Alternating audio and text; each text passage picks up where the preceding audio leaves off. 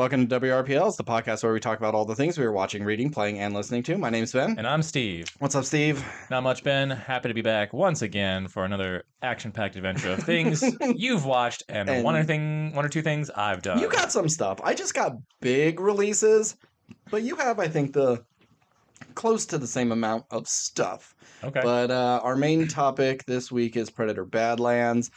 One of the most anticipated movies of the year for me, and we got I've been putting in the work, and I saw a ton of new releases.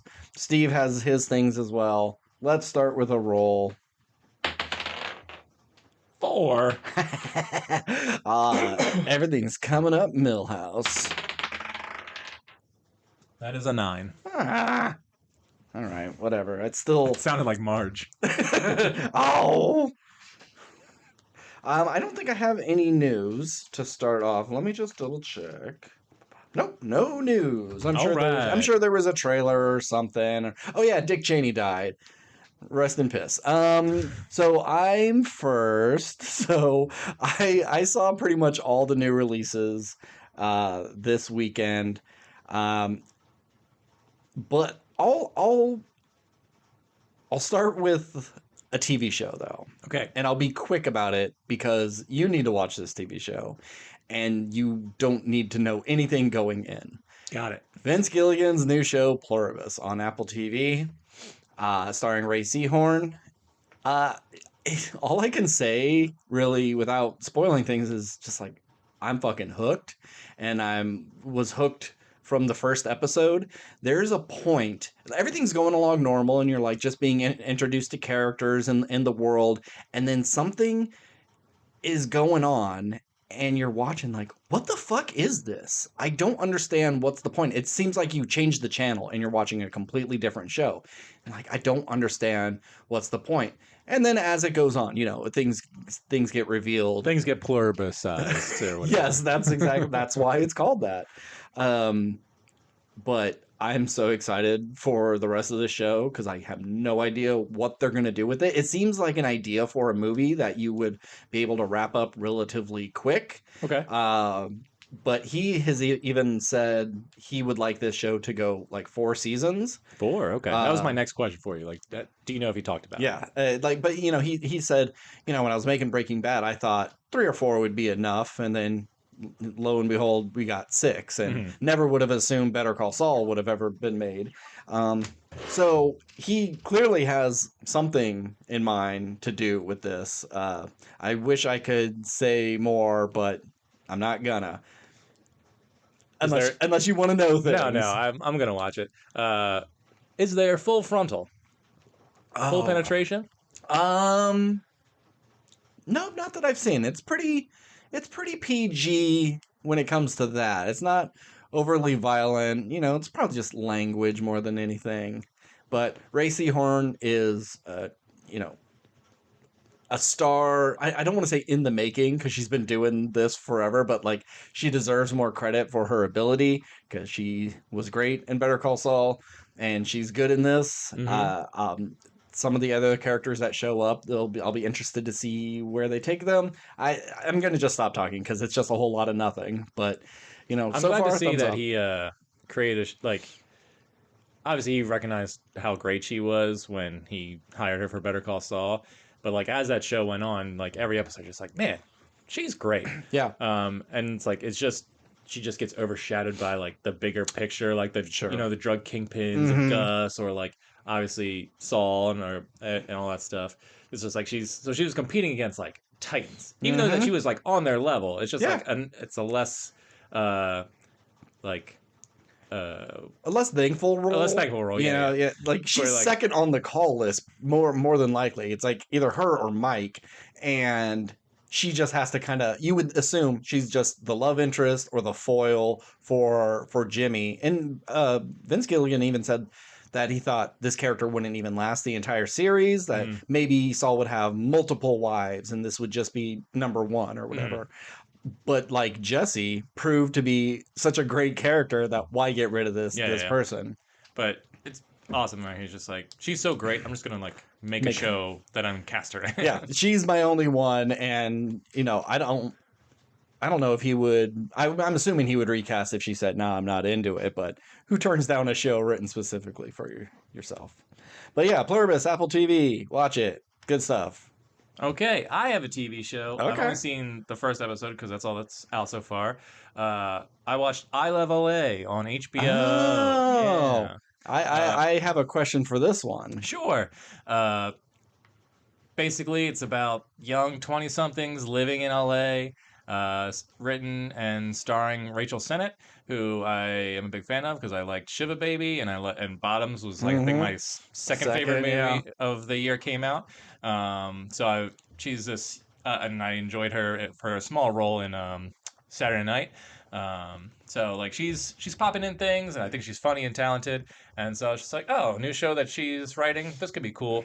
Um, yeah, young 20 somethings in LA. She has a friend who is a like kind of successful influencer, and she works I think as like a at a marketing company or whatever, but wants to like manage her when she comes back to town because she was living in New York. And just like their relationship because they were former friends, and like what will happen as she like they Former navigate. friends like high school friends or former friends like elementary school friends? I don't remember if they said necessarily they went to elementary school, but like they grew up Okay. together. I think in LA. Teens. Yeah, yeah, yeah. And then like they were like really, really close, and then she moved to New York and got successful, and now that she's back, and so it's just like anyway, uh, and just like them and their lives and relationships in LA and navigating the craziness and all this other stuff. Um, so as a pilot episode, it's fine. I was a little disappointed because I know she's very funny, Hmm. but and like there it is like jokes all throughout, but it's never like it never made me crack up. At best, I Mm. got kind of like a Yeah. you know. Mm. Um, so I'm gonna watch a couple more episodes, see how it goes. All the characters so far, I wouldn't say anyone's like a real standout, like likable person, but it's only the first episode, and you don't get a ton of time with them. Um, Rachel Sennett's character is kind of embarrassing because she's like lying to people to make herself seem cooler Mm. or like more successful than she is because she's trying to like obviously she has this super successful friend who she's like embarrassed that she's not doing better in her life, so she's trying to Hmm. make it sound like she's I talking to my boss and she's gonna make me give me a promotion because we're basically best friends, even though like Hmm. none of that's really true. And then her other friend, the influencer friend, she's kind of embarrassing because she's like, it's Rachel Sennett's birthday that day. She's kind of like taking over everything, and Rachel Sennett's other friends are there. They don't really get enough to do to where I can say like they're bad characters. It's just like they didn't do anything to stand out to me. Um, I think like the only likable person, and I'm sure it's like by design, is Josh Hutcherson, who is her boyfriend, Rachel Sennett's boyfriend, and he's just I think a school teacher and just a sweet guy who has to deal with all these like crazy LA obsessed 20 somethings. Hmm. So we'll see. Okay. I wouldn't be surprised if this is a one and done season, Okay. just from a pilot episode, because usually Uh-huh. the pilot episodes are like the one that really pulls you in. Hmm. Maybe just needs to find its footing a little bit. Yeah. Who's to say? But just it's okay. Yeah. Watching the trailer, it just was one of those shows that like young people in a very popular city trying to make it, and like these people are going to be insufferable, aren't they? I'm going to hate every single one. That's So the vibe. Yeah. so I don't know if this is something I'm going to jump onto, but my question was same question as you. Full frontal? I already know the answer. Isn't it yes in the first few seconds, right? uh, there is Or at nudity. least topless. There's a nudity pretty much immediately. That HBO. HBO's They got to know what have to it. do. But no, not full Okay. frontal. Just to be clear, I was doing a joke. Uh-huh. Obviously, I knew there wasn't full frontal in the thing I was asking you about. You don't know that. You didn't know. It's Apple. They could do nudity on Apple. They could. I just didn't expect it. Yeah. I was just being silly. But yes, nudity will be, I'm sure, often seen in the show. Cool. I will not be tuning in. All right. So yeah, I saw tons of new releases. I can be quick on some of them. All right, give me Ben's big shit. So I'll talk about really quick since you haven't seen it, but Frankenstein. Mhm. Saw Frankenstein, and this is a good movie. and I can't really complain about it. But I've seen a bunch of Frankenstein stories based off of Mary Shelley's Frankenstein, and it's exactly that story. So there's nothing new here besides the look, and it's what's expected from Del Toro, but it's his least wild thing he's done. So this to me is like a C plus. Yeah. You know, it's fine. Where like you have something like Nosferatu, which we've seen like the Dracula story multiple times, but at least it was so like drastically stylistically different that you're like, and that's a new movie, even though I've seen that movie several times. Yes, and the performances are incredible in that. Sure. And this, like, Oscar Isaac's good, Jacob Elordi's good, Mia Goth is good. You know, like, everyone's good enough. Yeah.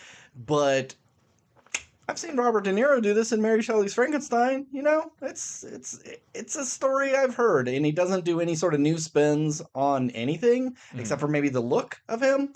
And so, you know, I did fall asleep in the middle, had to wake up, rewind it, and rewatch some stuff. I'm not the biggest fan of this one. It would be pretty low. I would say my least favorite of his stuff has always been Crimson Peak, because I think it looks really great, but I'm not all that interested in the story. I did not care about Crimson Peak all that much. It's below Crimson Peak. This may be my least favorite Del Toro. Fair enough. And then another movie I don't have a lot of thoughts on is Christy, the biopic starring. Now I can only see her face and I can't form words. Her face is the part you remember? Why? Sydney Sweeney. Starring Sydney Sweeney. Just a woman who kind of falls into the boxing game. And so Christy is gay, or she hasn't admitted to herself that she's gay. Her mom's not happy with her doing such a butchy sort of career, but is happy that she's marrying her manager, and that's Ben Foster, and he's a huge piece of shit. Very just one of those casual, well, you know, if you ever leave me, I'm just gonna have to kill you, you know, sort of assholes. It's better than Smashing Machine when it comes to story and being engaging with your story. Sure. Not as good of a performance. You know, The Rock really does a great job in that. Not that Sydney Sweeney doesn't do a good job. It's pretty on par for what happens to her. There is a burst of violence at one point that I know is going to have you not happy with one of the things. You're not that so you're it's mouth stuff. No. Okay. I'll just say it. Okay. She gets her calf sliced. Oh, and when she gets up, it's dangling and flopping. Yeah, it's pretty. Okay. Yeah. Yeah, I don't need to see it. But you know, all in all, a pretty good movie. I'll give it a B-. You know, I'm no complaints there. Okay, fair enough. Yeah, the only thing I know about this movie is as of this weekend, it's the 9th lowest grossing movie over 2,000 plus screens. Wow. In I think in cinema history, or maybe in the past 50 years or something like that. Yeah. This weekend it made $1.8 million over 2,000 screens. I mean, biopics are a hard sell when it's someone that you're not familiar with. I mean, The Rock was once one of the biggest stars of all time, and he couldn't sell his. She is quote unquote hot right now, but she also has had a falling out with her political beliefs. People are taken aback, and then when she's not playing big booby sex pot, people don't care as much. Oh, you're gonna play a quote unquote ugly girl? Well, then I don't give a shit. Yeah. So I understand why maybe this movie didn't do as well, but still pretty good movie. It's a great airplane movie. Yeah. You know, you watch it and you can go I'm not upset I watched it. Yeah. But I'm glad I didn't pay to go see it in the theater. You wouldn't really recommend it to anybody, you know, but if you caught it on TV, you'd be like, hey, kill it an afternoon. Yeah. I'm not doing anything. I'll watch Christy. No nudity. No full frontal in that one, Steve. Let's not continue this bit where I'm a creep. Frankenstein, we get to see some butt. We get to see monster butt, and Oscar Isaac butt. He gets out of bed and he's naked, and then he walks up to things. So you see a little what do they call them? Cum gutters and a little pubic area, you know, but no dong. Jesus Christ. Well, I mean, you need to know. All right, what else you got? I didn't think I'd hear the term cum gutter on this episode for Predator Badlands. All right. I finished a movie. It took me 3 nights to watch it. Damn. Because the movie, it's a 3-hour long movie. It's a movie my wife and I wanted to watch, so I couldn't watch it without her. Okay. And at the end of the night, we basically have like an hour to watch something before it's like she goes to bed and then I have to do something else. So anyway, we finished Wicked. Part you 1. finally got around. Finally got around to watching Wicked. Okay. And I'm not sure if I necessarily get all the hype for this movie, but I enjoyed it. It's the music's great. I enjoyed the stage show. The whole time I'm watching, like, man, the production design in this movie is fucking incredible. Yeah. Like, obviously it's very glossy and CGI heavy, but it's done well enough. Like, you can tell, like, they're on a real set that looks fantastic. There are some big sets. A lot of green screen around it. But like, so the production design, really incredible, really big sets. The dance numbers I thought were all really great because they're all like very big numbers that utilizes like the entire like school or the city or the village or whatever it is. Like there's no really like small number other than maybe like the popular song where it's just kind of like them in the room. Obviously, they're both very talented singers. Both, I think, bring a lot to their performances where it could have been kind of like hacky or like you know it's like, oh, we're in a musical, this is so silly, like we don't need to like emote as much as we need to, but I think they both are really good. I see why they got the nominations. I knew we're never going to win them, but they both did excellent. Music's great, like everything, there's nothing really like to dislike it for me other than like I don't like the look of, and it's not the movie's fault, I don't know how you would do it any like better.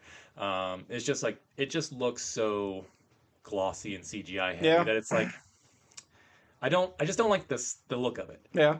But it's not bad. It's not poorly made. It's all really well shot. There's some really like lovely shots in it. It's just too clean for my liking. Okay. Yeah, you would want like closer to a Lord of the Rings, Game of Thrones realism than it's actually like very similar to Oz the Great and Powerful with its look, you know, even though that's a little more rundown, but it still has that artificial sheen to everything. Yeah. And like I said, that's not a like knock on the movie per se or anything like that, and I don't know how I could make how I would do it differently. But all that being said, great time. I enjoyed it. I look forward to part 2, although I have a feeling part 2 I'm going to like less than part 1. Hopefully that's not true.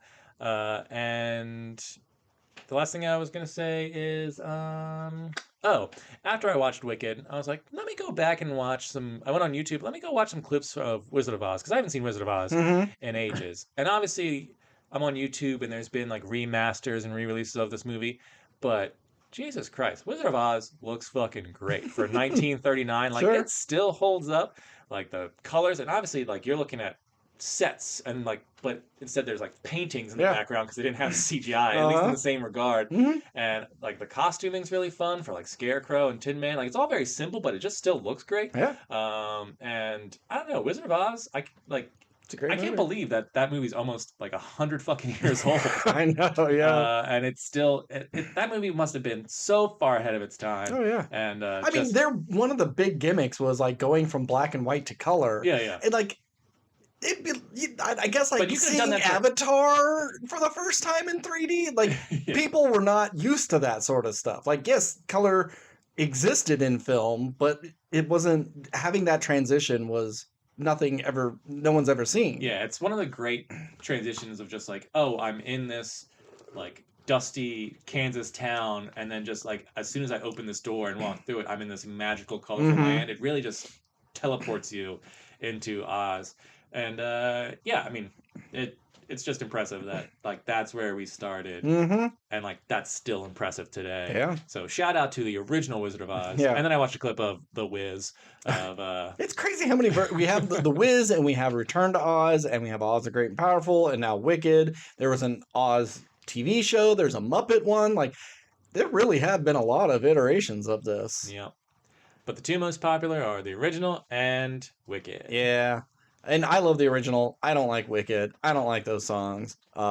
It was not for me. I think the second one actually looks better because it looks more plot forward. Sure. Um, I mean, any sort of like, oh, I'm off to this magical school. Like, academia stuff doesn't really do anything for me anymore, especially when everyone is like 40 in this school. Mhm. And I guess it's like in a magical world where you can get powers later. Like, who fucking cares?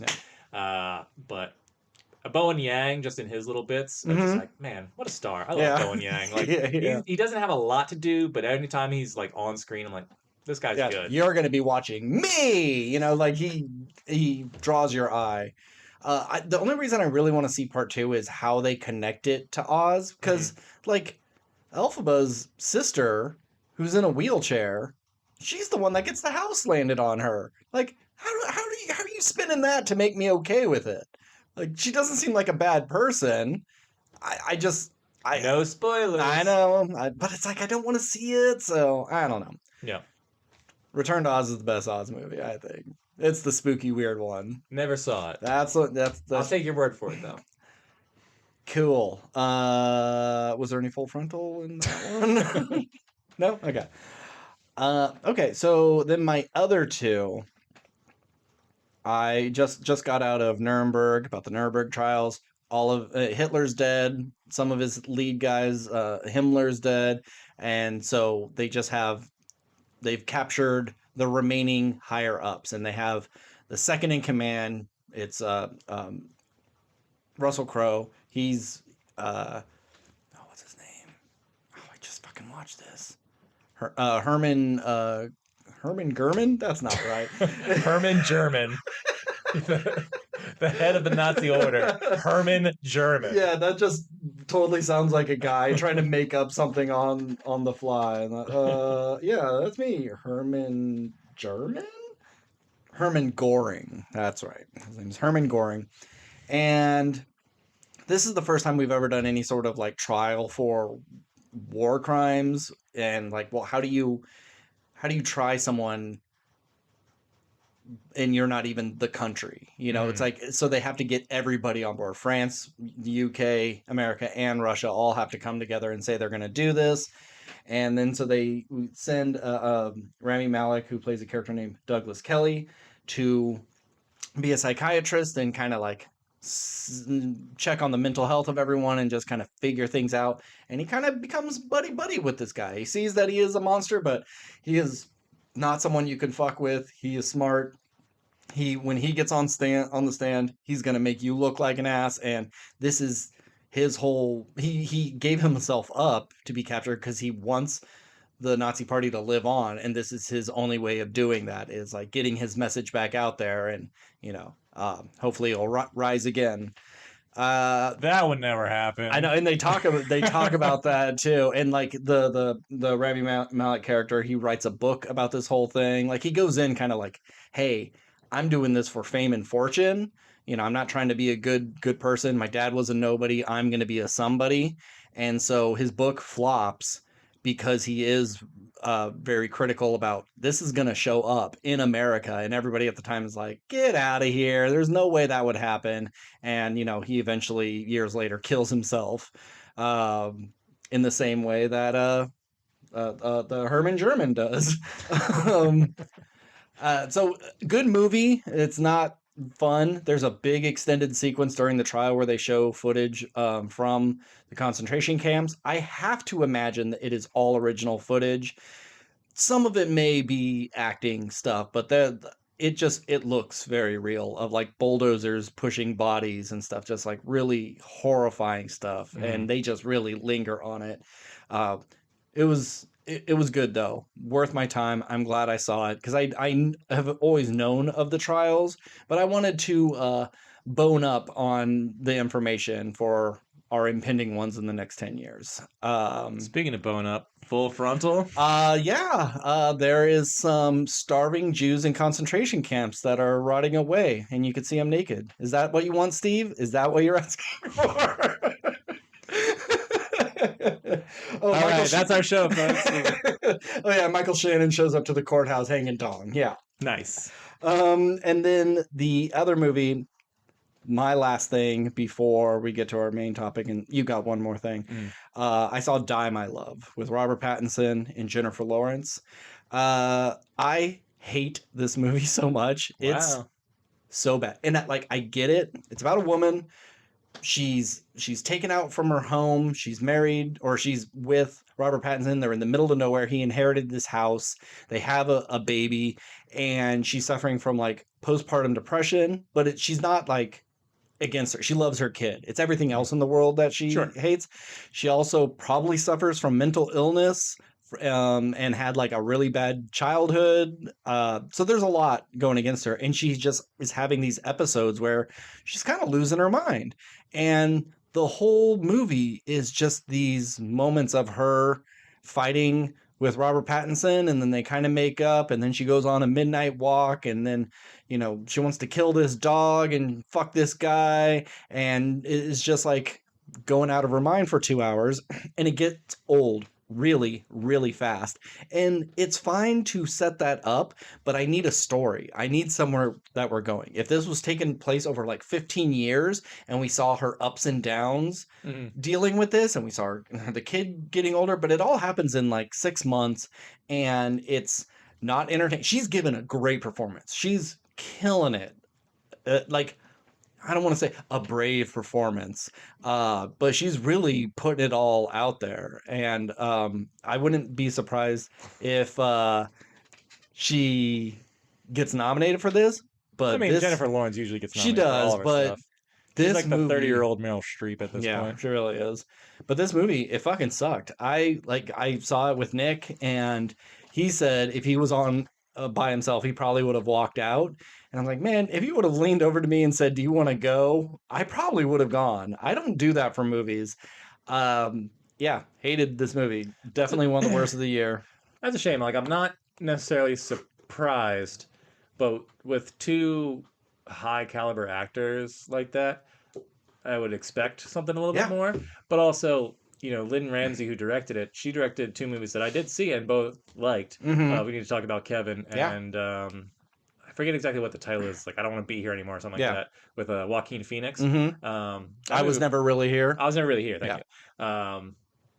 I don't remember a ton that happens in the movie, but I remember liking that movie. Yeah. I remember thinking like, oh, that's actually pretty sweet. But not this. But all right. I'd say the best way, because I guess Martin Scorsese produced it, and he really liked her, Jennifer Lawrence, in Mother, and thought she'd be perfect for this. And so I'd say the Mother, it's not actually happening. It's like a fable or a retelling of the Bible, and it's too chaotic to be real. So imagine if Mother was what is going on in the character's head, and that's what she's seeing, and then Die My Love is what everybody else sees. Got it. So that's a really lovely description. So this is a good double feature between those two. Sure, yeah, I would say the Jennifer Lawrence, I'm going crazy. Duology. But it was rough. Tough watch. It was a tough watch. Under 2 hours, over 2 hours? It's just under 2 hours. And yes, full frontal. They fuck on the floor. You see her boob. She breastfeeds. She's always finger banging herself through the whole thing. So yeah. Lots of nudity in this one. We're gonna have to cut it. It's all in. It's too intertwined. Gross. I'm sorry that is your metric of if you're gonna see a movie or not, Steve. But like, that's what we'll have to do. I didn't know it was so important to you. This is gonna be someone's first episode that they listen to, and they're like, "I'm not coming back to this podcast." Steve's a fucking pervert. No, I'm not. I mean, I am. Not former pervert. Yeah. Was it not refined? I like to think I am refined. Rehabilitated, maybe. All right, tell us about Ghosts of Yotei. Yes, I finished a game. You let me borrow Ghost of Yotei. Was it 2 weeks ago or 3 weeks ago? Somewhere in between. It feels like a year. So I was a big fan of the game before, Ghost of Tsushima. I hear people say Tsushima. Tsushima. I always said Tsushima.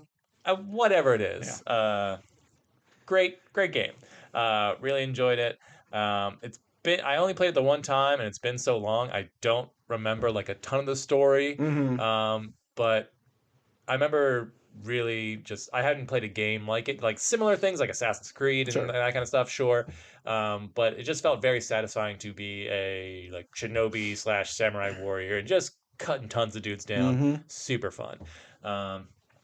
So now we're in this game. It's 300 years later, and it's that long. Yeah, and not much has changed necessarily, but we're on a different. We're in a different part of Japan, in Ezo, next to the great Mount Yotei, for which the game is named. And you play Atsu, and your family was killed when you were like 10 years old, and you spent the next 16 years like training yourself, and now you're like hunting down the Yotei Six, the men who burned your home and killed your parents and your brother, and now you're on a revenge quest. Very Kill Bill, if you will. Yeah. And yeah, it's a great game. Great game. Yeah, it does all the things that the first game did, but probably better. But not like drastically different. Like it's all pretty much the same sort of gameplay, but you get more weapons, get more variety in terms of how you do combat. I imagine more variety in armor and how you use charms to sort of like give yourself boosts and different abilities and everything. Like from a landscape perspective, I mean, one of the most beautiful games I've ever played. I say that about so many games. I just start playing, I'm like, God damn, how do they make it look this good? This game is very cinematic. If you love Akira Kurosawa movies or just like Japanese anything, like it's all your classic, like, oh, here's a cherry blossom tree that's wilting as you do a samurai or you do a sword fight under it, or like lanterns in the water, whatever it is. Like it just all looks fantastic all the time, and it's very satisfying to kill a bunch of guys with a samurai sword or a spear or a Kurisagama, if that's how you even say it. I'm not sure if that's the right word, but the they thing on a chain that you can They say it a million times and I can never remember it. It's both fun to do stealth and just to go like run in and just slice people down.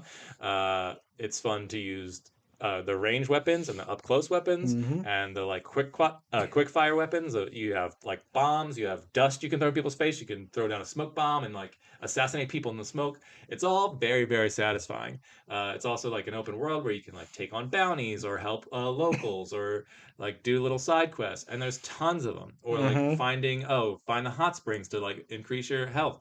And it's or find a master and learn some new skills. Yeah, and so it's like anytime I'm trying to do the main mission, there is like 10 different things I can do on the way to that mission. And I was never bored or stagnant. Like all the like fetch quest stuff that like can seem kind of tedious and annoying isn't really, because any like thing that you're doing, you can be done. And like usually if you're like, oh, I'm gonna go find a hot spring, you can get to a hot spring pretty much instantly. If you want to do this like side quest, that side quest is probably gonna be done within 20 minutes. It's not like, oh, do this thing and then you gotta do this thing and then it's never like a long series of events to like get the thing you want to do. Fast travel is immediate, instantaneous across the map. It has to load a whole other area and it's just 2 seconds.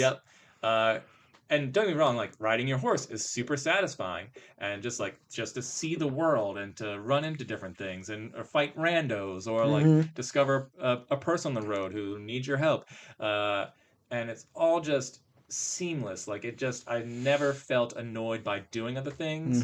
It's just I'm doing the main quest, and the next thing I knew, it's 2 hours later, and I've done nothing but bullshit that isn't necessarily important, but it also does a great job of like, oh, everything I do in this game gets me money or techniques or boost my ability with the wolf, like or everything, spirit or health or anything. Everything has a purpose. It's not like go collect 50 blueberries to get like a color of your armor or whatever. Or like just a trophy within the game that says you did it. Yeah, there's like nothing silly or just like thrown in to like pad game time to keep you in the game. So I think altogether I beat this game within like 35-ish hours, maybe 40, but a good chunk of that was like, oh, I have to like do all this other shit, and it's all so much fun. Ghost of Yotei is great. Atsu, I'm not sure if I like as much as Jin, but I also don't remember Jin all that well. But we're fans of Erika Ishii, and I think she does a great job. And the story is, kind of typical. You and I talked about it off air, where there's like beats that we kind of saw coming as the story went along. It doesn't reinvent the wheel in terms of like revenge stories, but I found the ending, more or less satisfying. Great music in it, especially at the end.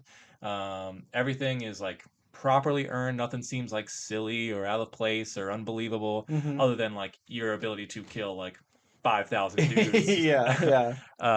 But yeah, so highly recommend. Might be my favorite game of the year. I don't remember what I played this year, but yeah, if you liked the first game, you'll like this game. I mean, I say that, but it could just be like the Last of Us Part 2 scenario. It's just like, no, I like the first game story more, so this game sucks. So it's like, fuck off. Like, this game does all of this shit, but better. Better, yeah. Arguably, the story, not as good. But either way, and fun nods to stuff. Like, there's a mission where you discover Jin's grave, and like that's a fun little bit, and like see his home. That's the first shinobi, and they've like built this legend around him. You get I found the Ninja Turtle reference one. That was kind of fun. So there's like some good stuff in this game, and if I have any nitpicks, I'm kind of tired of just like traversal over like rock faces and stuff. Sure. Yeah. I'm tired of climbing everything all the time. Like, if I don't mind climbing, like if I'm in the Lord Saito's campgrounds or whatever, and I'm climbing up on top of stuff so I can like jump off and assassinate people, doesn't bother me in the slightest. But if I have to spend, you have to get to the shrine and it's going to take you 3 minutes of rock climbing to get there, I'm like, come on, can we just like not do this? The good and bad things is the jumping is accurate. So you don't have to balance. You remember like back in the games, if you're walking across a tightrope, you would have to balance one way or another. Yeah. You don't have to do that. You just got to jump in the direction, you'll grab onto it. But then it makes all these sort of climbing traversal things kind of boring because I know I could just go jump, and I'm going to make it, and I don't even have to think. I think there was 2 times where I jumped oddly, and the game kind of like bugged out on me like, wait a minute, you actually missed this jump? We hold your hand the entire time. So yeah, there are parts of that. And I think I found in Tsushima, the climbing to find a thing was harder to find where I start. And it's like, I got to start over on this rock because I got to jump from this rock to this rock. And like, you see the hot spring from the ground where I'm over on this right rock, but I got to go way over here. And this felt really kind of easy of like, no, here's your ladder. This is where you go. Yeah. So traversal is my one nitpick. And then traversal is my only nitpick. I'm sure there's other like minor things. I think there was times where like Atsu or like any character was talking and it just kind of didn't seem like the mouth was moving all that properly, or like just like the cinematics look great, but then when it cuts out and it's just like them talking, but it's like in-game stuff. Yeah, it looks kind of cheap, or like you're engaging with a like villager. I said, they hand you money and you grab nothing and put it into nothing. There's like little stuff like that's like really not an issue, but it's just one of those things where it's like, meh. That would, if Naughty Dog was doing it, it would have been a lot cleaner. That's all I'm saying. Like a lot of the dialogue was pretty good, but there's that little boy who like picks the corpses and sells the stuff, and he seems like he had the same line of dialogue, was just always like, see for yourself, see for yourself, see for, like everybody else I would interact I think like with. anytime you took over a Saito camp, it was the same bit of dialogue. Like, you're really keeping me in business on this one, Atsu. Thanks, or whatever. Like everybody else, like the map guy had a bunch of different things to say, and the mask guy had a bunch of different things to say, but this kid said the same thing over and over again. Did you have trouble with combat in terms of, like, were you pretty good about cutting people down? Or was it just kind of like there's times where you're trying to build up that your wolf howl or your ghost I never worried about that. If I took a hit, whatever, that's cool. Throw some dust in their face and kill them. So many times throughout this game, I was like, let's say you need to kill 7 guys to get your max whatever thing. I would kill 6, and then a guy would come up behind me and like I would see the blue marker and press like block or whatever to defend, and it was just like one of those things where it'd get me every time. It's like I can't. there were so many opportunities I wanted to use the howl that I couldn't because right as I'm about to get it, some fucking asshole Always. hits me and it drives me crazy. So yeah, anytime it did pop up, even if there was just one dude around me, I would just use it because I'd go after that guy to get to the next group and I'd get hit by an arrow. So I would just use it whenever I could, but it wasn't all that much. Yeah. Do you remember? I swore it was in the trailer for this, but maybe it was in the first game. Did Jin have a glider where you can like jump from a mountain and kind of glide down? Ooh. Does that sound kind of familiar? And I thought it sounded kind of familiar, but I don't think so. Like, okay. Because then I thought I saw it in a trailer for this. Like, oh, cool, you can finally do that. But I don't know if I'm just having false memories. That seems like something that they would put. Like, they give you an out on all your tall mountains that you're on. There's always a rock slide you can slide down. But why isn't there a little glider? Probably because it didn't actually exist. Maybe. So let's talk about some things I could see in the next one. Next one probably won't be till the PS6. The power and the graphics will be even better. Mm. I think the traversal over the rocks will become better because you'll be able to climb anything. Oh. But they'll make it harder where like you go up and then there's like a mossy patch and it would make you slip. So you got to find the way up and how you climb, and using your grappling hook may be a little bit harder. I can see that becoming more of a mechanic of the game than just an easy traversal thing. Because I'm not sure how effective they were, but you always saw those things like ninjas had like the little like bear claws on their palms that they used to like climb stuff. So it's like, oh, that's such an easy in-game mechanic where like it's an excuse to, like, yeah, this necessarily wouldn't work in the real world, but for game purposes, it'll let you climb essentially anything. Like that was what they did in Uncharted. Like you got a little knife thing, and then when you had that coral-looking pockmarked rock, then you had to like hit it with the knife. Then you were able to climb that. So I could see something like that, but I can also see them saying, you could climb anything. You just got to figure out how to get up there because we'll put in difficult things. I can see the cooking being more important. Okay. You have to cook your fish or mushrooms perfectly to get like, oh, now you have a +3 whatever. Well, if you burn the fish, you only get the +1. So if you want the stats better, you got to cook your fish better. Things like you get tons of blood on you. And I can see you going into a town covered in blood, people panic and they turn on you. They'll close up shops. You can't buy things. So you'll have to change your outfits.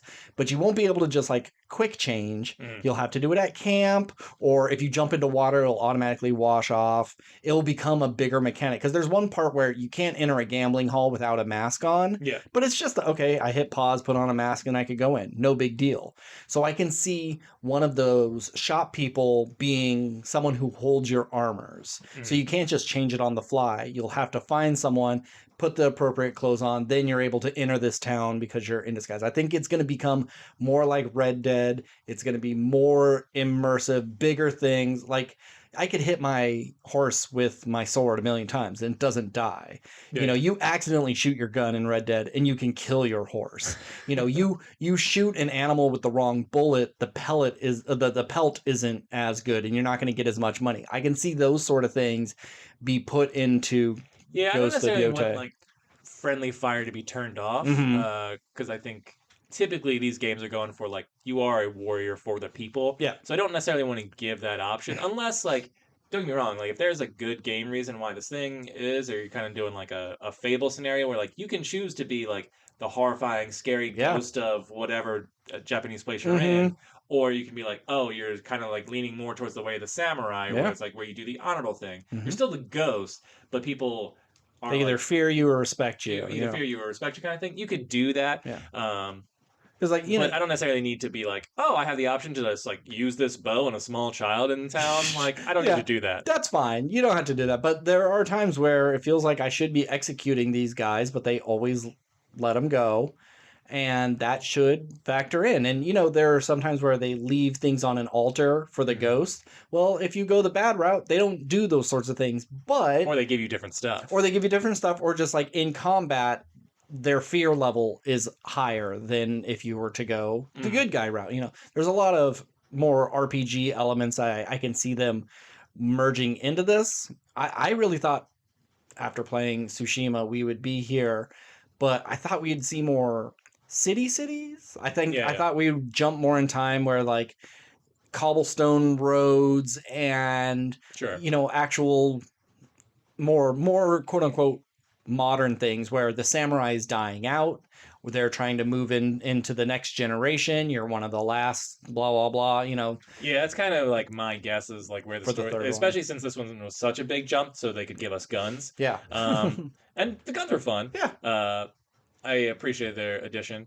It never felt like necessary Yeah. though. Like I'm glad that I had them, but I barely used them. It was fun to just like fuck up a bunch of guys and then pull a gun out and blow them away. Yeah, there was one mission where like I'm like charging into like rows and rows of guys, and they had like a bunch of dudes with guns, and so it's just like it's like you're getting hit with a machine gun, and so I was like I couldn't get past them for a little bit, so I was like, no, let me just pull out my rifle and just like smoke them from a distance, where I would just like duck behind something, shoot them, reload, and I was like, it made it a lot easier. So it was a nice thing to have. But it's like I can still stay in stealth when I use my bow and arrow from a distance. I use that gun.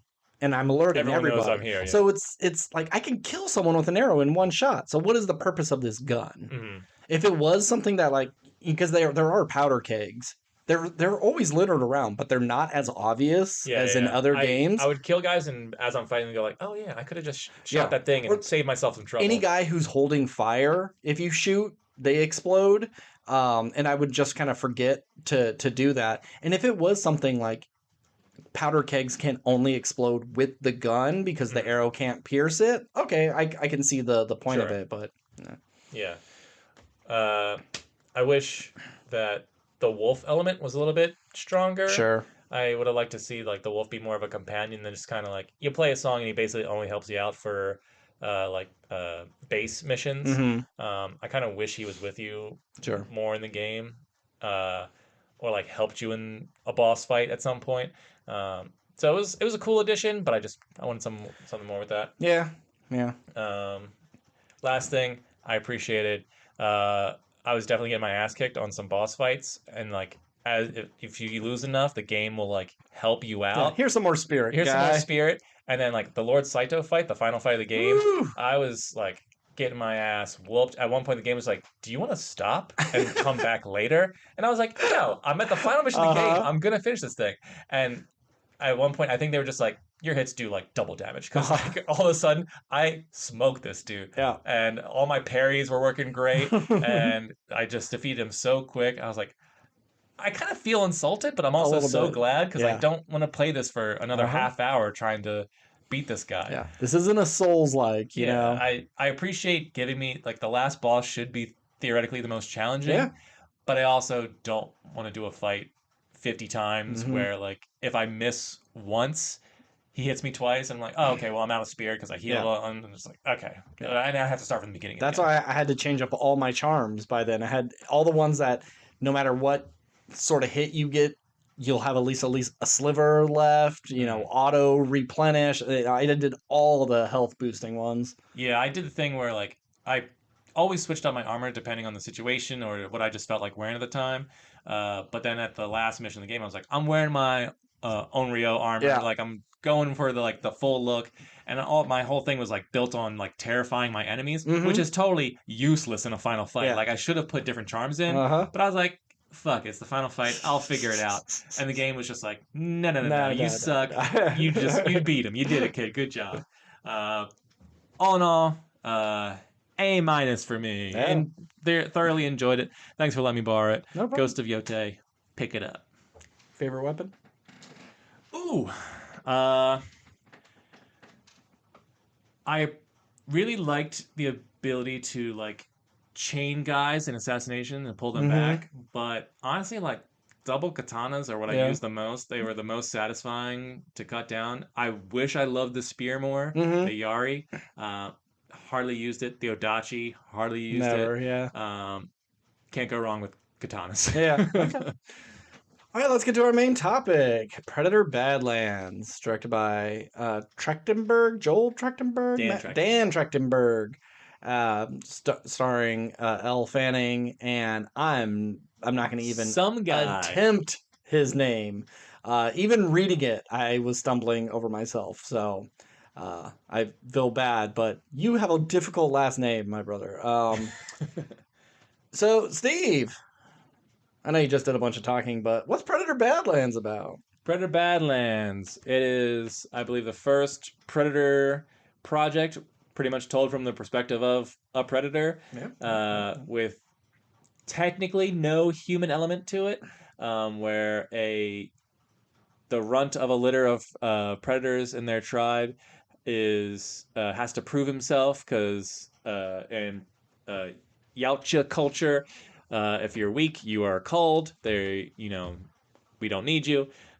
So he is on a quest to kill this unkillable creature to prove he is worthy to be part of their culture. And along the way, he meets Elle Fanning, a synthetic who he deems as a tool. So it's kind of like a workaround where it's like, I have to hunt alone. And although you're basically a human, you're not actually a human. You are a metal object that I can use to help me hunt the things on this planet. And it's just their like sort of relationship as he tries to complete this quest and what other outside forces are trying to stop him along the way. Nice and succinct. And I'm going to give it a try. His name is Demetrius Schuster Kolo Amantagi. That's the Predator's name. Yes, and I got it wrong. Schuster Kolo Amatangi. Got it. Good job. I believe that's right. But in the movie, the Predator's name is Deck. Deck, yeah. Very, very simple name. Yeah.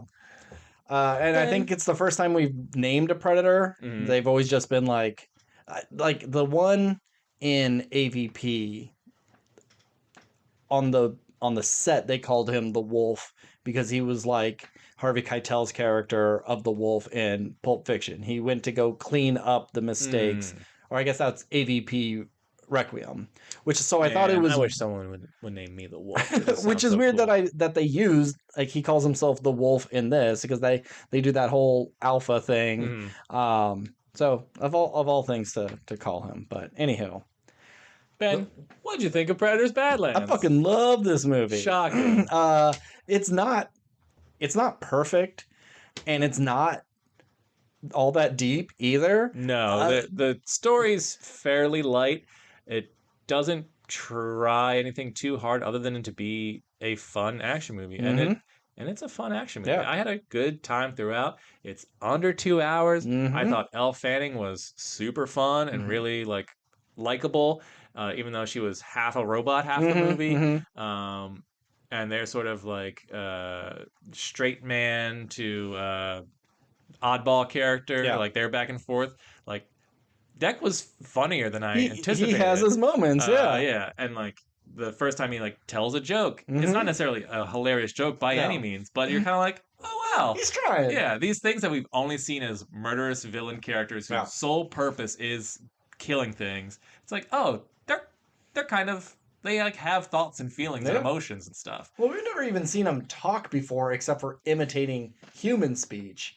So we're doing a whole lot of stuff in this one. Yeah, I really enjoyed the fact that this movie is subtitled for they created the language for this movie for them to speak, and it's just that's the only version you hear. There's not a workaround where oh, I'm hearing you in my language. Yeah, they could have easily done it. Because they kind of do it. She even talks about oh, can you hear me? Yeah.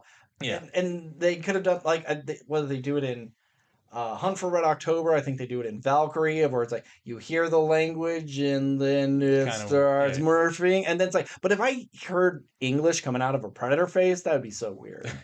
But this movie is just kind of like a Disney movie where a young man must prove himself by going on an adventure. He meets a wacky sidekick and a cute little animal friend. It's a trope we've seen before. Is super violent. Yeah, but it's I don't care. I got to see a Predator do a lot of cool things. I got to see a ton of crazy creatures, because that's another thing in a lot of sci-fi movies where we're on this foreign planet and there's two weird monsters, and you go, oh, that's a horse with a mask on, or like you're looking at this alien planet and like, oh, this is like Southern California. yeah, or whatever. oh, It's so look, it's easily. New Zealand. No, look, that's a snake, but with a mohawk. Wow, like this has like living trees, and like there's after he crash lands on the planet, he's looking out. There's like a giant slug or something on the mountain. This enormous blimp-sized thing, and it was like, I hope we see that thing. So I'm kind of sad we didn't, but it's just like, look at what the crazy shit is on here. Yeah, the little monkey sidekick character didn't necessarily care for. He was cute enough, Yeah, and he was funny enough. Like him imitating Deck, and like he pulls the sword and he pulls out the flaming stick. Like all that stuff was very cute. I didn't dislike him. I just I'm never the biggest fan of like the cutesy, silly side character, especially in something that seems like this would be a more serious thing that wouldn't do that. Mm-hmm. But I did like how that character ties in to the end. Yes. Ultimately, which I didn't see until the mama starts sniffing him. I was like, okay. Did not expect that the villain would also be like an evil twin Elle Fanning character. Mm-hmm. So that was different. This year, man. But dual roles. Yeah, it's the year of the dual role. Hey, are you robots related? Nah, we cousins. And apparently this kind of takes place around the same time as Alien Resurrection. Okay. Because she's supposed to be a robot very much like Call, Winona Ryder's robot. Because they were made to be as human as possible, as empathetic as possible. Like, to blend in. And in that movie they talk about like they were too good and the warehouse had to get shut down and a couple of them got away or whatever.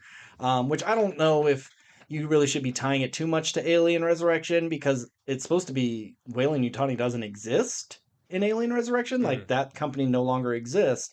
So either if you are connecting them, does that mean all these robots who are on this planet, they were sent on this mission, the company went under and they're just still motivated by their orders? But she does talk to Mother at one point, and I'm assuming that's not home base. Maybe it's on the ship. I don't know. It's just weird to connect it to like one of the least liked Alien movies out there. But we are like way in the future. It's like 24,000, the year 2400. Yeah. What was your favorite creature in this movie? Ooh, okay. We didn't see enough of it. But that bone bison, yes, I thought was 100% so cool the answer. Because I remember looking at elephants one time, and I was like, oh, wouldn't that be scary if their ears were even bigger? And they got down low, and they used them as like herding things, and like would eat whatever they got in their mouth, and it was kind of like that with a weird little tongue. It's like if an elephant and a rhino fused, but also got twice as big as an elephant. And just was like a tank of a creature. The silhouette of it is very cool, and also just like a really badass creature. Also, blade grass, super cool. Yeah, razor grass is really cool. And like the tentacle branches are kind of generic. Yeah, I didn't necessarily love that one. I was expecting to see something like living within the branch. Yeah. And that's why it moves. I like kind of almost everything. Yeah. There's nothing bad. Yeah. There's really not much to say because it's like so thin. Other than so what'd you think about the Callus as a creature? Because it's the thing that even the Yautja are afraid of because no one's been able to kill it. And I'm just like, how bad could this thing be? And then you even have Deck like kill it almost instantaneously. I was like, oh, that was super easy. Yeah. And it's like, oh wait, that's why it's hard to kill because it can't fucking die. It could just constantly reform itself. I guess unless you freeze it from the inside and blow it up. Well, yes. So I seeing it in the trailers and seeing what it could do, it is very cool, but a little underwhelming. I expected something maybe a little bit scarier, something more monstrous or gross. It's just kind of like, yeah, that would be an alpha predator, but not my favorite. Yeah, because so basically the big crux of the story is he wants to kill that thing for his pride and to get into the good graces of his people. And then Weyland-Yutani wants it to get the regenerative abilities and take it back to Earth because they're just all about whatever. They'll take any alien and they'll manufacture it into a weapon. Yeah. So like, and then what was it? Because I was kind of tuning out at the end a little bit, where it was just like, Elle Fanning, the good Elle Fanning was trying to help. Thea was trying to help Deck complete his mission, and like they kind of bonded, even though she doesn't need to bond because she's a robot. But then the other one, they have like similar names. Thea and Theo. Tessa, that's what it is. I could remember dumb robot names, but I can't think of fucking Sydney Sweeney. Jesus. Why was she evil again? Was it just like I think about the mission? Well, I'm not 100% sure, but I think when they first landed on the planet, they were very similar. They just had a job to do, and they were doing it. They got their asses handed to them. Right. And then she got rebuilt and I think rebooted, and Mother probably maybe stripped away some things and really made her dedicated to her mission. Whereas Elle Fanning got like in a buzzard's nest for a couple of weeks, and so she got lonely. So it's like they just kind of grew in their own way. What did you think about? I mean, I like that there wasn't any quote unquote humans. Yes, but because there was all these synthetics that were just humans, it kind of felt. I don't know. I didn't like seeing them. I would have almost preferred, and there's no reason for them to like be faceless. Those things from Westworld, that are walking around. But I don't know. I like if you want there to be Elle Fanning and then the Elle Fanning twin. I just wish like the other robots around her didn't look human. Sure. It just I don't know. Yeah. It just felt like you saying this isn't a human movie, but it's full of humans that like you're still seeing get killed, even though that there's not blood coming out. It's just milk. Yeah. Yeah. Especially you're sending them to an alien planet where these creatures are not going to know what a human is. Why do you got to give them those sort of characteristics? You think they would save money by not printing a face on it. But small gripe, not really a big issue. I thought it was like on paper, I think it's stupid, but I think they executed it really well. Her legs fighting with her independently of her, I thought was great. I thought it was really funny, and like they did some really fun, cool things. I like it reminded me of what was it? But like there's always like a headless character who's like, hey, body, get over here. I'm down here, dummy. And it's like the body's a separate character. Yeah. So I like that the legs were doing that as well. I like the way that Deck kind of used all the things he came across as props later. He didn't have any of his armor, so he had to make his own mask, which, he only wears his normal mask like right at the beginning when he's with his brother and stuff. It's surprising that they left his face open for most of it because that's more CG you got to do. You would think at certain times they would just pop it on and go, he could talk through the mask. We don't need to animate all this, and it looks really good. It looks great. You believe it. And I think it's smart to have the mask off because if you're trying to humanize this thing, you need to be able to see like it emote, even though it's emotes are kind of limited by its facial structure and just how like scary looking it is. But I think you really get a lot of the performance through that face, whether it's practical or like touched up with CGI, whatever it is. So I think that was smart to not do that, even though like their helmets and how they're like design is like they're so cool to look at the helmets. But it was smart not to do that. What did you think of the bits with the brother and the father? It's one of those stupid things of like, oh, you're not worthy to be in our clan. Well, you're my dad. That's a failing on you. I know I'm smaller, but shouldn't you be training me to make me the best? Okay. Besides that, maybe it's more of a you got to earn it on your own. You could observe and then you got to apply. But to kill your good son because he won't kill the bad son, now you're down 2 sons and the older one is clearly part of the clan and a good warrior. You're going to really sacrifice him? I didn't really care for that. Yeah, I wish we kind of got more of... I know this is kind of a new thing. At least you know more about predators and aliens than I do. But like with Prey and Killer of Killers and this, like we're now really starting to expand uh, on the predator culture and Mm-hmm. see things that we haven't seen before. Because usually it's just predator comes to Earth or predator's on another planet Yep. and they like fight humans and then Mm-hmm. the humans win. The movie's I over. mean, all we see of their home planet is just like a A desert. desert. Yeah, Yeah. yeah, yeah. So like I am always for like learning lore and Mm-hmm. culture in movies, and especially if you have like interesting takes on it or whatever, and like how they function or like, and you got a lot of that in Killer of Killers, which I Mm-hmm. appreciated. But just to see like, okay, their dad's the leader of this tribe, so he's clearly a good warrior. But like you said, like, okay, so do do these things have love? Do they know what that is? Like, Yeah. Deck clearly has a bunch of emotions, or like, for a quote unquote like monster man killer.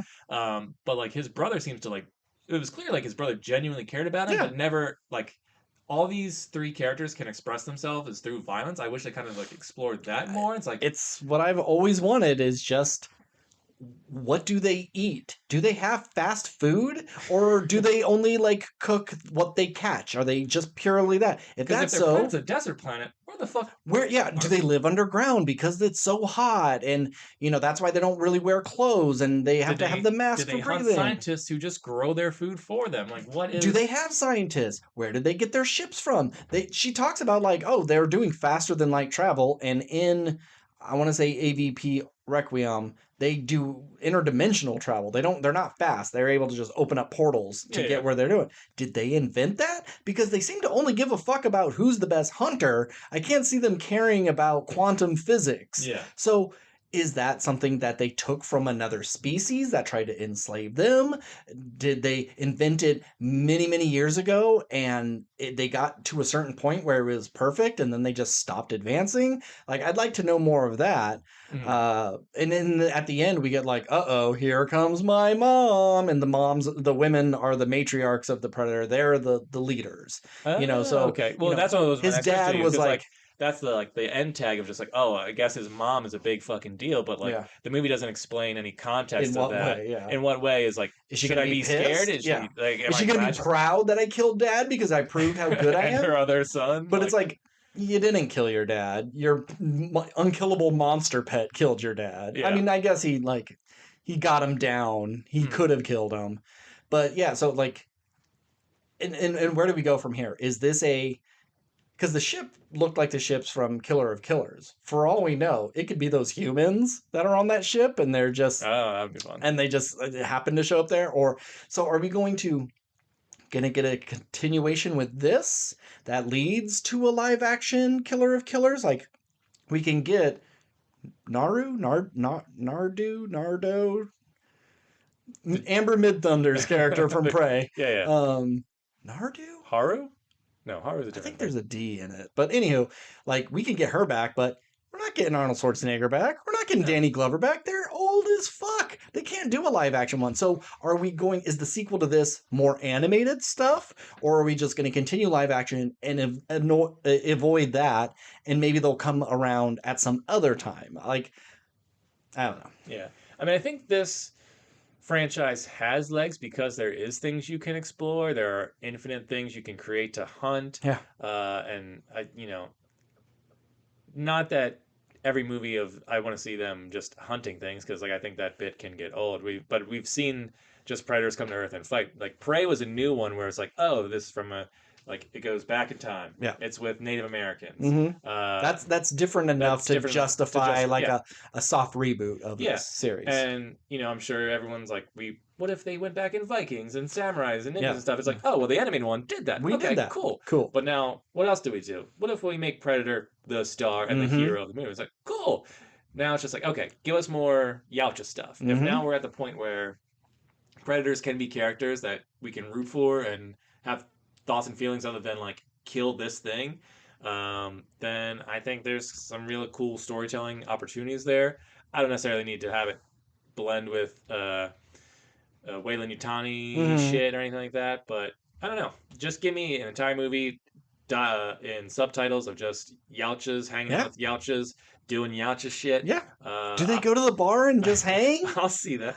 Yeah. Or is it all fucking fire pits and, drinking medicine and having visions? And, is it just a Native American sort of way of living where it's like, oh, they're living off the land and stuff? But then the spaceships don't make sense. So, like... Yeah, and so also in this universe, and correct me if I'm wrong, we haven't seen any other alien cultures.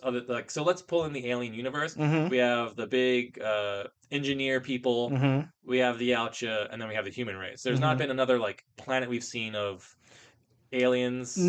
The only thing, because we've seen a bunch of planets with like creatures and monsters on it, but like functioning, no higher culture. Society. Yeah. No, yeah, like in Predators, we see like an alien chasing after them that they shoot down that was like another captive. Fuck, do you remember that? There's an alien that's just like kind of running after them and they shoot it in Predators.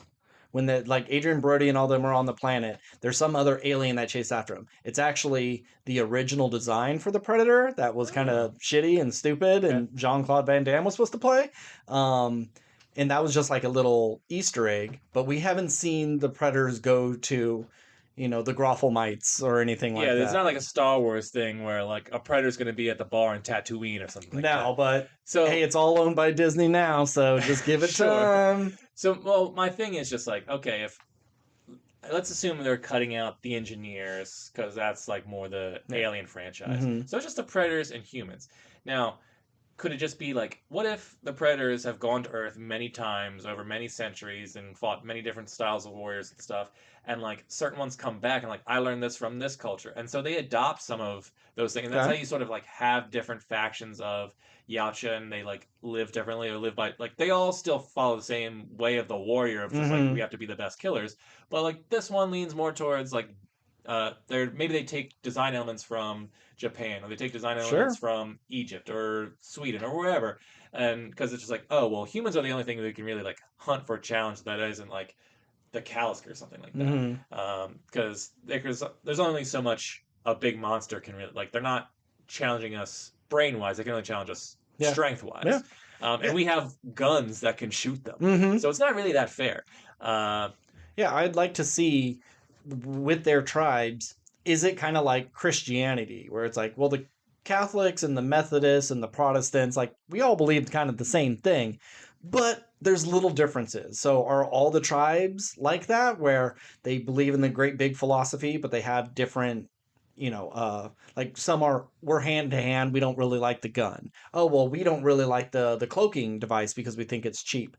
And are there like internal fights between them? Or is it just once you have 12 Yautja together, that's a clan. And so now you're clan AA72B, and then you have a leader. And so there's like thousands of clans. A Predator movie where there's like 6 Predators on a team who go on like some sort of like big hunt mission, I think would be fucking like Saving Private Ryan or something like that, but with Predators would be fucking. That was the pitch I kept hearing was, or like 7 Samurai. It'd be an older Predator with his young son going to feudal Japan, and then there would be a samurai teaching his young son, and they would have like, parallels in their teaching and stuff. Like, that's great. But I think a group of them.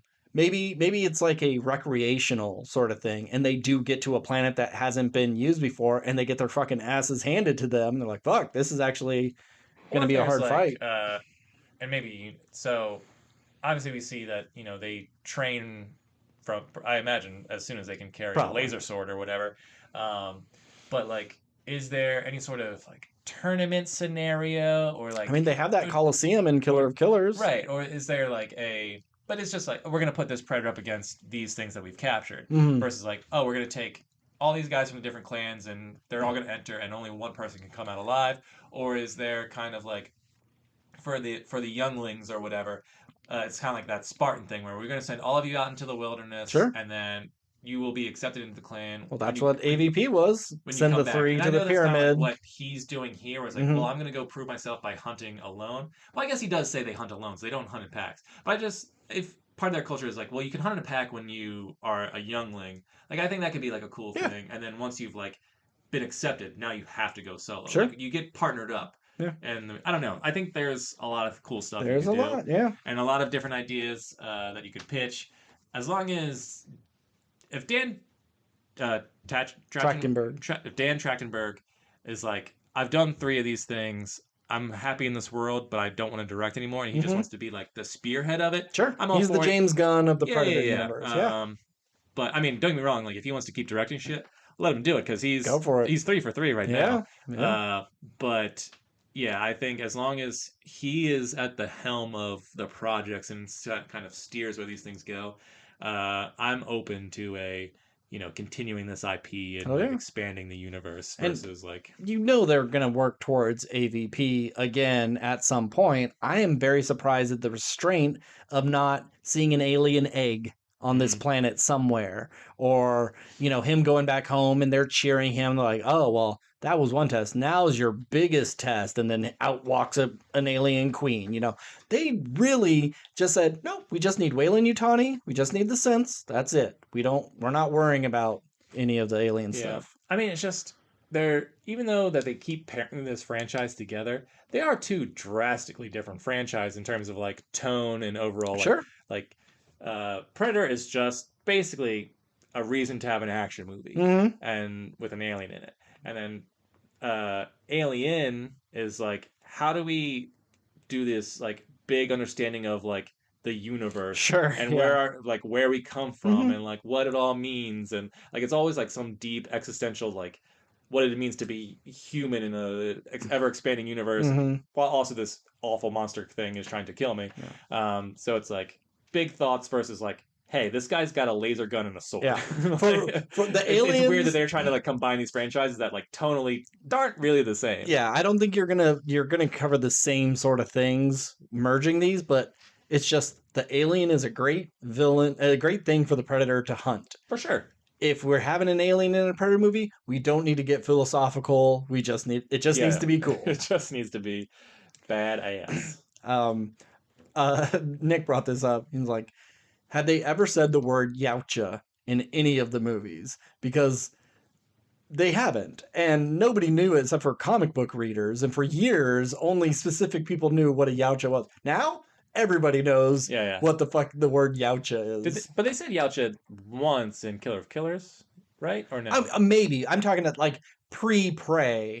Prey is the new start of it, but in any of the other ones they never named their species. I mean, maybe in The Predator? I could kind of see what's her name? Olivia Munn? Yeah. I could kind of see her maybe saying that word. Sure. I don't know. I haven't gone back to rewatch that one. It's a big stinky poo-poo. But yeah, even like my roommate came home after seeing it and was calling it a Yautja. I don't like that term. I think it's ugly to say. I just call him the Predator. Yeah. Anywho, I mean, you did it. Moving on. Anything else? No. I'm gonna give this movie a B. Do I give it a B plus? I'll give it a B plus, just for fun, because like we said, story not anything deep, doesn't reinvent the wheel on much other than like expanding the Predator universe a little bit. But just if you're looking for a good time and a good action movie that's like violent without being like bloody, it's just a hell of a good time. And a lot of fun, and check it out. I'm giving it a flat A because I'm a fanboy. You're a little biased. I get it because I just want to have fun when I watch a movie. Things like Nuremberg, that's not going to be fun. You know, either you're telling me a really good story or I'm having a good time. That's all I care. That's all I need. And this is a really good time. My only real complaint is I do find Elle Fanning a little annoying in the beginning. She's a little too jokey. Little. She just got on my nerves. But then as the movie went on, they pulled that back quite a bit. And then I really liked her character, and I liked the Tess one as well. But I love this movie. like it should be on my top 10. I would not see why it wouldn't be, but I really got to look at that list because there's been some good stuff this year. Yeah, we're nearing the end of the year, and I'm not. Now I don't know what my top 10 is as of right now. Yeah, all the big award movies should be coming out real soon. But then we also still have fucking Avatar, to come out. And like next week, we got The Running Man. We've got Keeper. We got Now You See Me, Now You Don't. If I have Are you a fan of the first two? I enjoyed that first movie. Yeah, first one I liked quite a bit. Second one, I saw the second one once. Yeah, I only saw it the one time. But I like Daniel Radcliffe. He's he's like a good villain, and they're fun premises, but they don't make any sense. If you try to break down that first one, it's nonsense. All of it is so stupid. I was listening to a podcast that was covering it, and they said, "Holy shit! I think I figured out this movie takes place in the Matrix." That's the only way it would work, because it's like everybody thinks magicians are the coolest things in the world. They're able to get away with like the craziest sort of stuff. They like float in bubbles and explode into money. Like they don't reveal how these tricks are done. They just do it. Like all this stuff that just makes absolutely no sense. But see, at least in the context of the first one, and I mean, this is all stuff we probably should say for like, Now You See Me, Now You Don't talk. But like at the end of that movie, they get accepted into, or seemingly get accepted into like a real magic society. Yeah. And then, at least like from the context of what they're saying, like I don't know if it's like actual like real magic, but it makes it seem like it. Where like, oh, Mark Ruffalo is like deep cover, like took a job as a cop for 20 years. His plot makes no sense. These four magicians. Because my dad died because of Morgan Freeman, and so I'm gonna go through schooling to become an FBI agent. It's nonsense. It's absolute stupid nonsense. But I mean, if he like pulled back a mask that he was wearing because like I'm actually not Mark Ruffalo because I stole his identity or something, it doesn't matter. Maybe. Or like not even pull back a mask. He does the thing where he like waves his hand over his face and it's like, oh, was that magic or whatever? Yeah. But like the other movie is like, oh, cool. They got accepted into a magic society. I wonder what that means for the future. And then the second movie starts like, hey guys, we're bank robbers or whatever. And that secret society we were in, we got kicked out or whatever. Like, so don't ask any questions about it. But it's like, but I forget, were they trying to get back in? I don't remember the second one all that much. Yeah. It's just how they screw over Daniel Radcliffe at the end. That's the only thing I remember. Like, so they're fun. I like the idea of magician heist movies. Yeah. But from the first one, it's like, so is magic real in this universe? And if so, what's going on with that society? What does it mean for the grand scheme of things? Are they the Illuminati? Do they run things? Or is their sole purpose like getting bad guys through magic? But it only seems like we're interested in like we're not like big picture people. We're just like, we're gonna take down this guy because take down some rich people here and there. Yeah. But it's like, if you have like actual magic, like can't you just magic your way into the White House and change everything for the better? How does that work? I don't know. Like, what are we talking about? That's why they're nonsense movies. But anyway, we're moving on. Of any of them, that's the one if I don't see one, that's the one. I'd rather see Running Man and Keeper. Yeah. Over... Worst case scenario, I can wait to see it on some streamer in 2 months. Yeah. All right, cool. Well, if you want to get in contact with us, we are at WRPLpodcast@gmail.com. We're on Instagram, TikTok, Threads, and Blue Sky. As always, I'm Ben. And I'm Steve. And keep consuming.